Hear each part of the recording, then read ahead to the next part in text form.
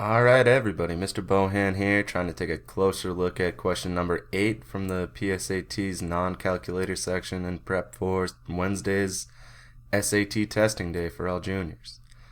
So, a couple testing tips. We always kind of want to try to maybe mark up the question, underline any relevant information that's going to help us in getting the correct answer. So I'm going to try to model that for everybody as I go through this. So, the question reads, the interior temperature of a particular gas oven is determined by its dial setting, which goes from 1 being the lowest to 10 being the highest. The relationship between the dial setting N and the corresponding temperature, written as function T of N, is linear. When the dial setting is at 2, the temperature is at 150 degrees Celsius, and when the dial setting is at 6, the temperature is at 202 degrees Celsius. Which of the following functions represents the temperatures as a function of the dial settings? So here, as we're looking for hints, one of the big ones coming up should be T of N is linear. Whenever we're writing a model, we do want to know what type of function it is that we are going to be ending up with. That'll kind of tell us which direction to head in. And after that, they're giving us some important data information here. They're telling us that at setting 2, it's going to be 150 degrees, and at setting 6, it's going to be at 202 degrees. For this function where N is going to be the input and the temperature is going to be our output, we can use these as points that are going to be on our line. So we can represent these points as 2, 150 and 6, 202.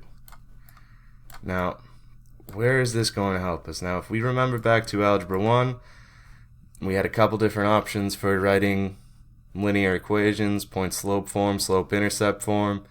We can use these points, we can use those forms to come up with this correct equation. Now, point-slope, slope-intercept, both of them are going to require us having a slope to use.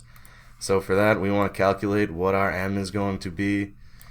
And I'm not going to write out the whole formula here. You guys can look it up, you should have it. But the change in y over the change in x, so we want to take our two y values, 202 minus 150, and represent it as a ratio over the difference in our x here. The 6 minus 2, we end up with 52 on top and 4 on the bottom, which we can simplify and just say that our slope would be 13. Now, that's eliminating options C and D here, but we need to take this one step further.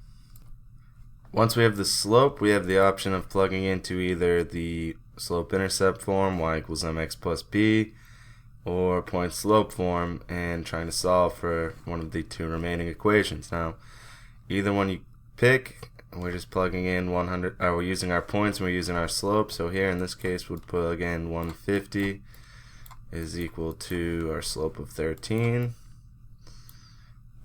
times 2 plus that y-intercept we would need, b, or we would plug in here y minus the 150 is equal to our slope of 13 times x minus 2. Now I'm going to take a second to do these out, and I'll be back with what I got. Alright, so a little bit of manipulating here, and we're able to solve this to get a y-intercept of 124, which we can then plug back in with our slope to get a slope-intercept equation of y equals 13x plus 124, or with point-slope form, after we distribute the 13 to both parts of this binomial and add the 150 to both sides, we get the same result. Y equals 13x plus 124 in terms of our equation. Option B would be what we wanted to go with as the correct answer.